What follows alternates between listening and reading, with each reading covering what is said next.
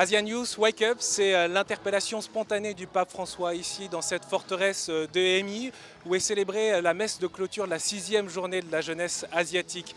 Construisez une église plus sainte, plus missionnaire et humble, également porter la miséricorde à ce grand continent, c'est le message du pape François. Écoutez avec une grande attention des jeunes qui sont arrivés ici sur ce lieu de persécution de martyrs coréens ce matin avec des parapluies, des capes de pluie pour se protéger. Mais figurez-vous que la pluie s'est arrêtée juste avant la messe. Des jeunes qui parlent de leur expérience spirituelle au cours de cette journée de la jeunesse asiatique en comparaison avec les journées mondiales de la jeunesse, comme l'explique Giovanni de Hong Kong.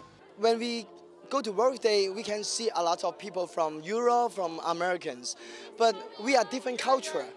But on this time, this is Asia Youth Day. For me, it's very grateful because a lot of countries is all about in Asia, and then we have a similar same culture. So we know each other already.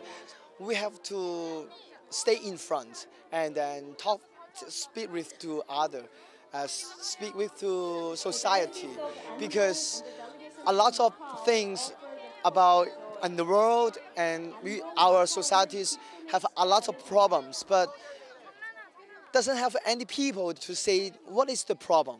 So I just think about that. We are Catholic. We have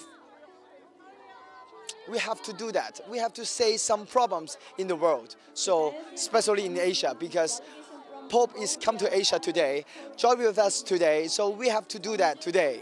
Chez ces jeunes, il y a une conscience d'une responsabilité commune à être disciples du Christ sur un continent qui rassemble 60% de la population mondiale et dont seulement 3,2% sont catholiques.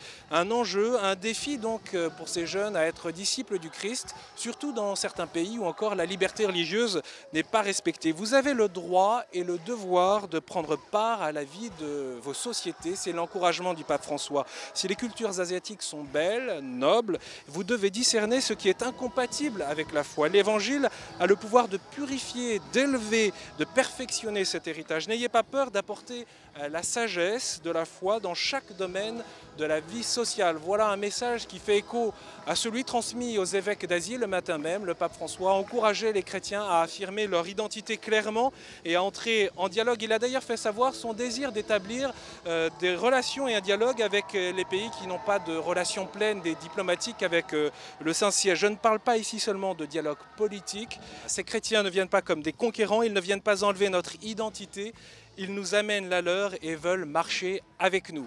Voilà pour cette journée, à noter que la prochaine journée de la jeunesse asiatique se tiendra en Indonésie en 2017.